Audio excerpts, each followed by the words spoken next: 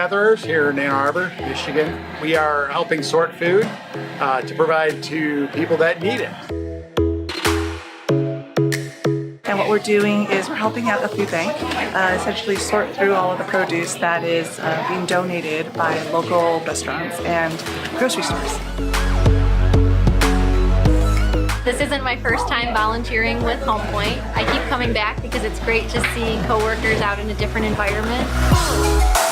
It's a good team building exercise. You work with your coworkers and you get to know them better outside of your day-to-day functions.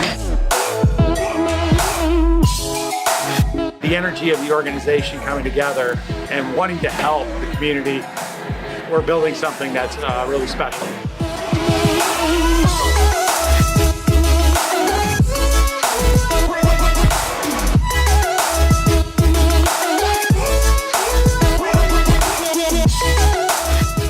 Helping people, because at the end of the day, yes, you've helped one person, but not everyone is as fortunate as we are. I just like to be able to help contribute to their lives, help enrich their lives, and to help put food on their tables.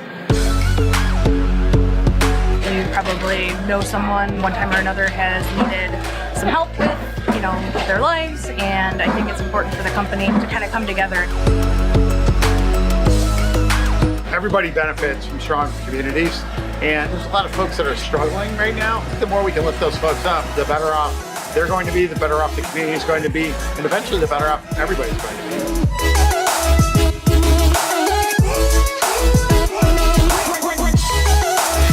Participating in an event like this, part of our We Care philosophy, because not only does that extend to customers at Home Point or the people that we work with, but it also goes out to our communities, giving back to people who otherwise would be less fortunate.